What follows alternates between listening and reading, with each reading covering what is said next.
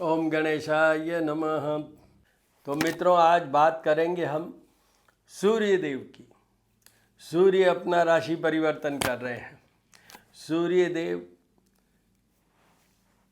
14 को मीन राशि में आ रहे हैं। मीन मल मास, ये एक महीने का पीरियड ऐसा, एक माह का ये पीरियड ऐसा होगा, उसमें कोई भी शुभ काम नहीं हो सकते।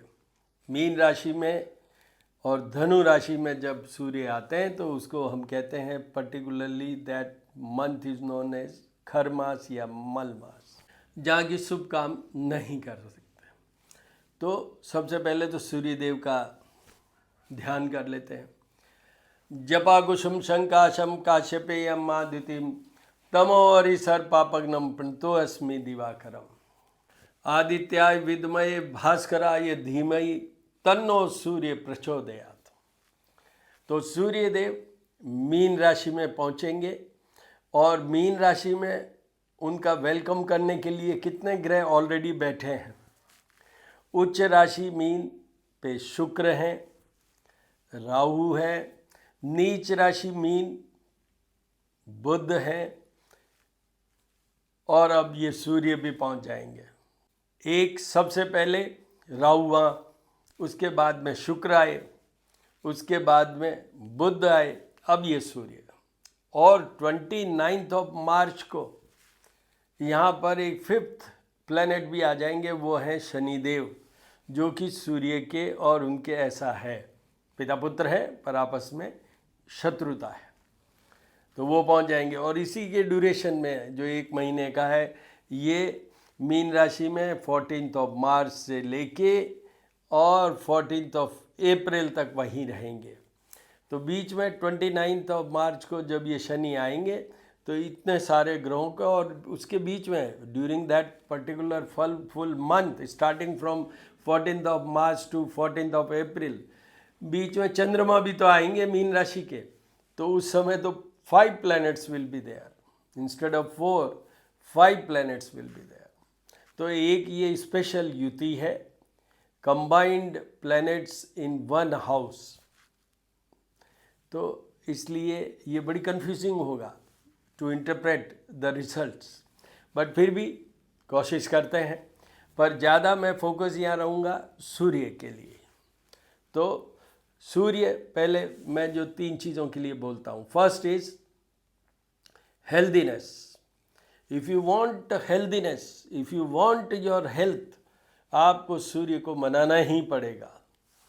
दूसरा, एडमिनिस्ट्रेटिव फेवर, ये जितने स्कैम वगैरह की बात करें, आईएएस की बात करें, आईपीएस की बात करें, बिग ऑफिशियल्स की बात करें, एडमिनिस्ट्रेटिव ऑफिसर्स की बात करें, ये सब सूर्य से जुड़ा हुआ है। आपके केसेस होते हैं, उसमें जब ये सूर्य फेवरेबल आते हैं तो एडमिनिस्ट्रेटिव फेवर मिलता है and you are freed from those cases. Third, ये वैवाहिक जीवन को बचाते हैं अगर सूर्य को मना के रखते हैं, because it's a planet for separation. उन सब घरों में जहाँ से हम पति पत्नी का रिश्ता देखते हैं, उनमें सूर्य बिल्कुल नहीं होना चाहिए। तो ये शॉर्ट में ये है। बाकी तो हार्ट की बात करें, इसके लिए मैंने डाल रखे हैं जगह जगह वीडियो। धनु राशि में जब सूर्य आए थे उस समय मैंने डिटेल में बताया है कि क्या क्या उसकी डिजीज होती है और क्या क्या उपाय होते हैं।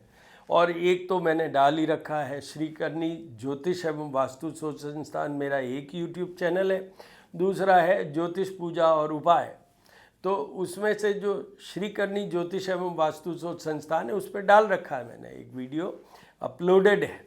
उसमें है कि सूर्य और रोग नाम से, तो उसमें डिजीजेज और elements attach to the word sun, सूर्य के साथ कौन कौन सी बीमारियां जुड़ी हुई है, और दूसरा उसके अंदर कुछ हद तक उपाय भी बताए गए। तो ये हो गया। अब हम तो सीधा आते हैं, जहाँ तक उपाय की बात है, अभी अभी एक कड़ी चल रही है जिसमें कि मैं ये बता रहा हूँ कि जैसे सूर्य की बात चल रही है, तो सूर्य की क्या पोजीशन होने से, चाहे वो आपकी जन्म कुंडली में जन्म के समय बनी उसमें या आपके ट्रांजिट में, उसमें क्या पोजीशन होने से आपको जीवन भर सूर्य के उपाय करने की ज़रूरत है। ये कड़ी चल रही है हर ग्रह की। आज बुध की बनाऊंगा, कल मंगल, उससे पहले सोम मतलब चंद्रमा, फिर सूर्य, फिर शनि से चल रही है। तो आप वहाँ जाके देख लीजिए श्री करनी ज्योतिष एवं वास्तु शोध संस्थान में। There I had spoken very clearly what are the remedial measures to treat, to boost, to give the strength to sun. What are the remedial measures? I had explained in a very detailed way, but yes, जो भी मैंने उपाय बताए हैं जिस ग्रह के भी जिस वीडियो में भी वो उपाय वो बताए हैं जो आप कर सकें। वो उपाय बिल्कुल नहीं बताए हैं क्योंकि मैं उसमें विश्वास ही नहीं करता हूँ। जो हम कर ही नहीं सकते वो बताने से क्या फ़ायदा। तो ये है। अब आते हैं हम तो राशि वाइज। देखिए, ये सबसे पहले मेष राशि की बात करें तो उनके 12th हाउस में आएंगे। House of losses, losses means money wise, then losses means health wise, and then this is a bedroom pleasure house also. तो उसमें हस्बैंड वाइफ के रिलेशनशिप, इन तीनों में ही उनको कमजोरी होने वाली है क्योंकि 12th हाउस में is direct so many planets and we are talking about the sun. तो सूर्य तो निश्चित रूप से यहाँ पर कमज़ोर माना ही जाएगा। उनको सारे उपाय करना है A to Z।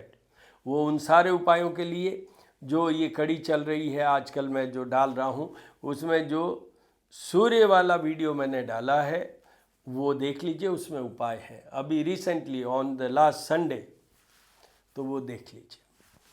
उसके बाद में वृषभ राशि। वृषभ राशि की ये सारे ग्रह 11th house, house of profit में। तो यहाँ पर एक जगह तो आपको कमजोरी आ सकती है, वो इसलिए कि सूर्य और शुक्र, और 29 मार्च के बाद में सूर्य, शुक्र और शनि, जो कि ये आपस में दुश्मनी वाले प्लैनेट्स हैं, ये साथ होंगे। तो आपकी मैरिड लाइफ में कुछ ऊपर नीचे हो सकता है in case if you are married, या हल्का सा स्टूडेंट हैं अगर आप, तो उस समय अगर आप आर्ट रिलेटेड उसमें कोई पढ़ाई कर रहे हैं, क्रिएटिविटी वाला सब्जेक्ट है, फिल्म इंडस्ट्री वाला सब्जेक्ट है, तो उसमें दिक्कत आ सकती है। अदरवाइज़ आपको निश्चित रूप से धन का फ़ायदा भी होगा।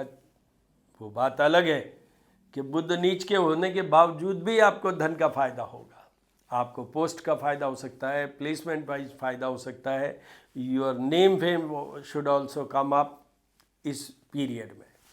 तो इसलिए this is yes very favorable as far as Taurus persons are concerned, and what Surya only I am saying, combination का बताया but Surya only I am saying. उसके बाद मिथुन राशि। मिथुन राशि के 10th house, house of job, career, business, उसमें सूर्य।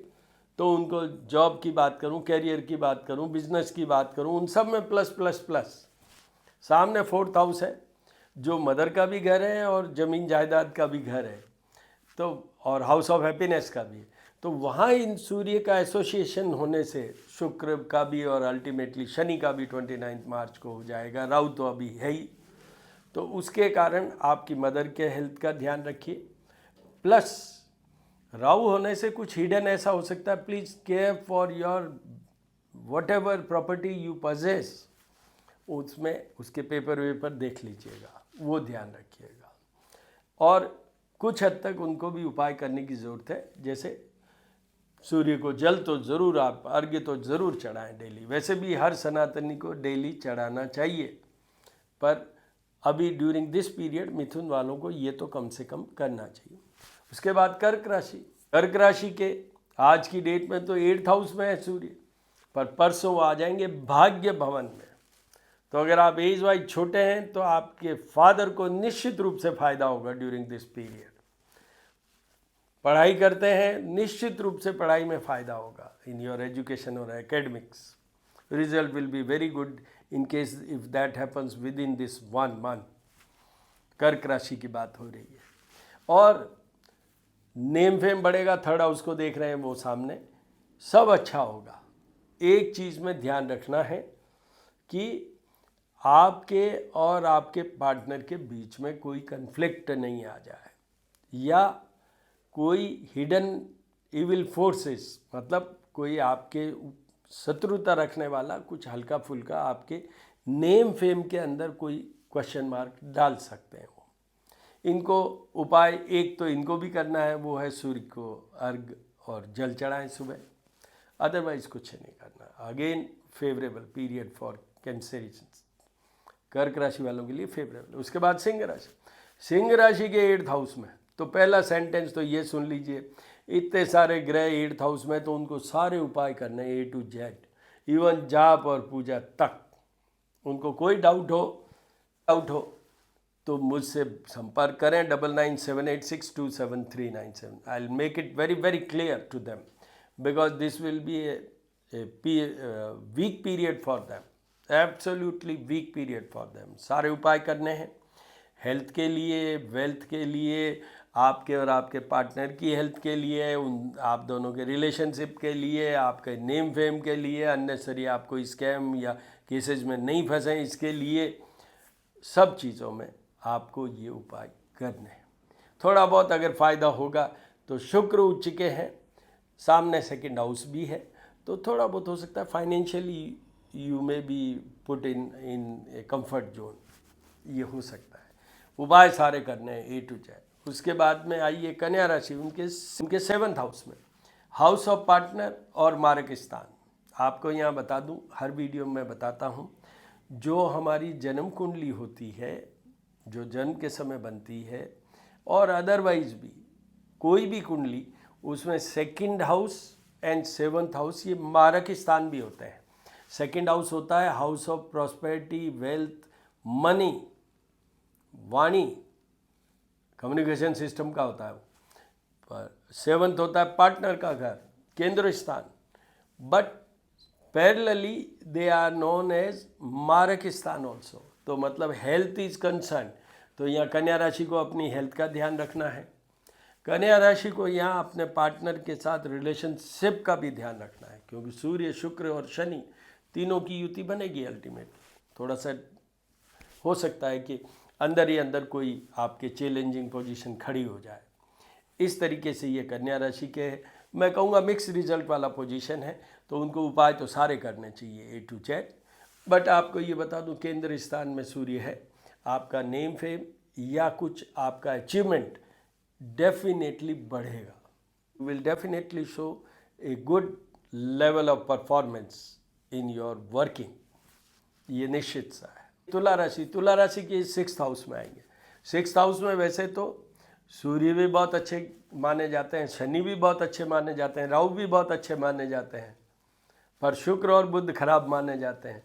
पर यहाँ बात सूर्य की हो रही है, इसलिए आपको ये बता देता हूँ कि यहाँ सूर्य अच्छे सिर्फ 2-3 चीज़ों के लिए माने जाते हैं। एक, शत्रुओं का सबका विनाश कर देंगे।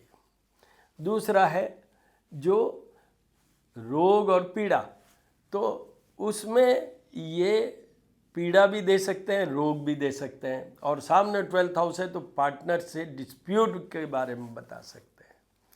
प्रॉब्लम हो सकती है आप दोनों के रिलेशनशिप में, प्रॉब्लम हो सकती है आप दोनों के हेल्थ में, प्रॉब्लम हो सकती है कोई क्रॉनिक एलिमेंट के लिए जो कंटिन्यूसली आपके चले, ऐसी एलिमेंट खड़ी हो सकती है। क्योंकि साथ में ये शनि है, जो कि शनि आपके इसी घर में 2.5 साल तक रहेगा, 2.5 ईयर्स तक रहेगा। सिंह राशि वालों के 8th हाउस में 2.5 ईयर्स तक रहेंगे। शनि एक बार राशि परिवर्तन करते हैं तो stage for 30 months on that particular राशि, तो उनको हेल्थ का तो ध्यान रखना ही है ड्यूरिंग दिस पीरियड। उनको उपाय सारे ही करने चाहिए, चाहे वो तुला राशि की बात करें, कन्या की करें या सिंह की करें, तीनों कंटिन्यूस राशि है, 5, 6 एंड 7 पूरे उपाय करने चाहिए। उसके बाद आइए वृश्चिक राशि। वृश्चिक राशि के 5th हाउस में, हाउस ऑफ परफॉर्मेंस और आउटपुट, लव लाइफ, संतान और स्पेशल सोर्स ऑफ मनी, उसमें ये तो एक बात है, आपकी परफॉर्मेंस और आउटपुट तो certainly will show improvement, definitely achieve something.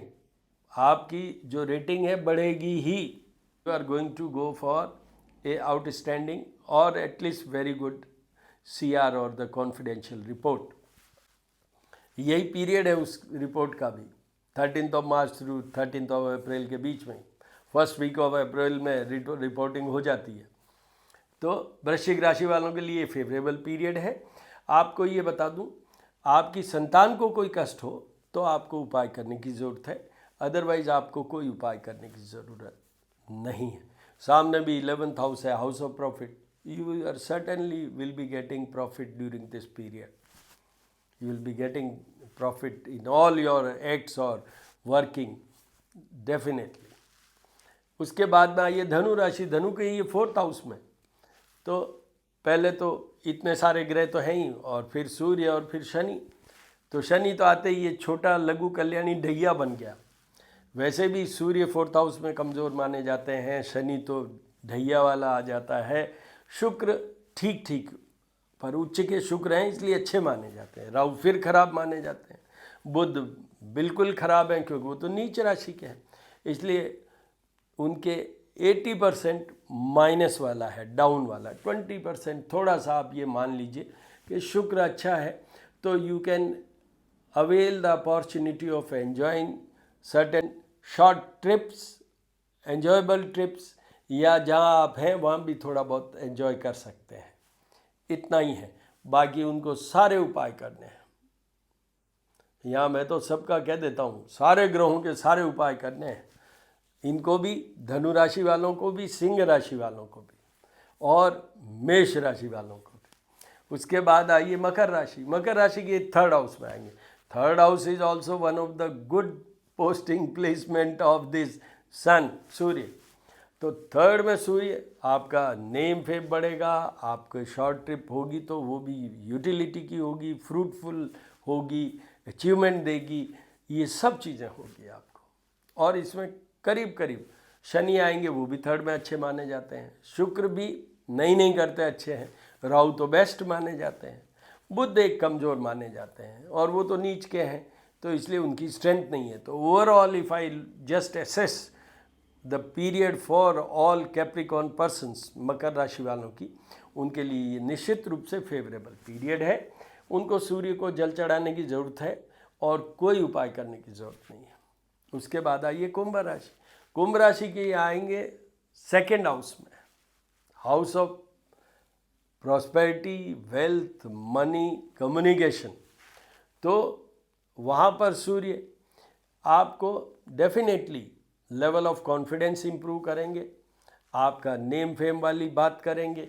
यहाँ पर आपको अपना हेल्थ का ध्यान रखना है, अपने और अपने पार्टनर के रिलेशनशिप का ध्यान रखना है, प्लस आप रफ नहीं हो जाना। You should not show your ego और टेम्परामेंट, ये याद रखिएगा, कंट्रोल करके रहिएगा, क्योंकि राहु आपको गलत लाइन पे खड़ा कर देता है ले जाके। जैसे रेलगाड़ी की क्रॉसिंग होती है ना, राइट की जगह रॉन्ग ट्रैक पे चढ़ सकते हैं आप। Be careful. और उनको सारे उपाय करने चाहिए, इसलिए कि ये मार्गिस्तान में इतने सारे ग्रह हैं, to cover up their health issues, to cover up their health issues. मेरे थंब रूल में एक थंब रूल मैंने बताया हुआ है पिछले वीडियोस में, अगर सूर्य और शनि साथ होते हैं तो 3 चीज़ों के लिए थंब रूल है वो। फर्स्ट है हेल्दीनेस में प्रॉब्लम आती है, दूसरा है मैरिड लाइफ में प्रॉब्लम आती है, रिलेशनशिप में प्रॉब्लम आती है, तीसरा है कि उनकी कहीं न कहीं इंसल्ट होने के चांसेस रहते हैं, एडमिनिस्ट्रेटिव फेल्योर होने के चांसेस रहते ही हैं। तो इसलिए आपको सारे उपाय करने का कह रहा हूँ, घबराइएगा नहीं, डरिएगा नहीं, अपनी हेल्थ को ज़रूर चेकअप ध्यान रखिए, आप और आपके पार्टनर दोनों की हेल्थ। उसके बाद मीन राशि। मीन राशि पे सूर्य, मलमास आ गया मैंने बताया आपको। तो मीन राशि बृहस्पति की राशि होती है, उस पर सूर्य बृहस्पति, या बृहस्पति की राशि पे सूर्य या सूर्य की राशि पे बृहस्पति, ये अच्छे नहीं माने जाते हैं। उसमें जैसे सिंह राशि जो है वो सूर्य की, उस पर जब बृहस्पति आते हैं तो 1 साल के लिए सारे शुभ कार्य बंद हो जाते हैं, सिंहस्थ गुरु। तो इस तरीके से उनके कमज़ोर पीरियड ही कहूँगा मैं, क्योंकि उन्हीं की राशि पे ये सब ऐसा होता है। पर यहीं पे मैं ये कहूँगा मीन राशि पे शुक्र उच्च के होते हैं, तो उनकी लग्जरीज की बात करूँ, कंफर्ट की बात करूँ, मनी गेन की बात करूँ, वो सब ठीक है। पर राहु, सूर्य और शनि की युति, साथ में नीच का बुध, तो आपके अभी वो जो रेलवे क्रॉसिंग डबल लाइन में कहीं उल्टे चढ़ जाओ, control your ego, control, try to come up with full confidence in deliverance. आप अच्छे से डिलीवरेंस दीजिए, कोशिश कीजिए और आप कर पाएंगे, क्योंकि सूर्य है इसलिए आपकी राशि में। उनको भी उपाय तो सब करने हैं। उपाय मैंने बहुत सी राशियों के सब बता दिए हैं। उसका रीज़न खाली सूर्य नहीं है। मैं उन लोगों के जो दूसरे प्लैनेट्स हैं कमज़ोर, उनकी कमज़ोरी को कम करके या इनकी ताकत को बढ़ा के आपको बैलेंस कर रहा हूँ। इसलिए मैंने बहुत सारी राशियों को ये उपाय बताए हैं। सूर्य आत्मा का कारक होता है, यथार्थ होता है, and Surya is number 1 in planets. इसलिए सूर्य अगर एक सुधर गया तो वो दूसरे जो और दूसरे, अब बुध नीच का है, क्या कर लेंगे मीन राशि वाले? बुध नीच का उनकी राशि पे, तो वो तो हर समय टेंशन, स्ट्रेस, एंजाइटी इसी में घूमते रहेंगे, कंफ्यूज्ड, वेवरिंग, कुछ भी समझ लीजिए। तो ये सूर्य उनको बचाएगा। इसलिए मैंने इस तरीके से काफ़ी राशियों का सूर्य के उपाय बताने का ये लॉजिक है मेरा। तो इसलिए मैंने पूरा कवर कर दिया। उपाय मैंने अभी आपसे कहा है, अभी अभी मैंने वीडियो अपलोड किया है लास्ट संडे को ही श्री करनी ज्योतिष एवं वास्तु शोध संस्थान पे, जिसमें आप जाके देख लीजिए। उसका टॉपिक है कि सूर्य के उपाय करने की किन लोगों को ज़रूरत है, वही टॉपिक है उसमें, तो आपको पता चल जाएगा जीवन भर किन को उपाय करने की ज़रूरत है सूर्य की। और फिर भी आपको कन्फ्यूजन और हो तो मैं एस्ट्रोपामिस्ट डॉक्टर हनुमान सिंह, 9978627397 पे आप टेक्स्ट मैसेज, वॉइस मैसेज, और बहुत अर्जेंसी इमरजेंसी है तो you can call me also, no issue. I will certainly resolve or solve your whatever the query question you have. Try to do it. All the very best. Om Reem Ganim Suryaadityaya Namah. Om Brahma Sarupine Suryaya Namah. Jabagusum Shankasham Kashipeyam Maditim Tamo Arisar Papagnam Printo Asmi Divakar. Suryaya Namah.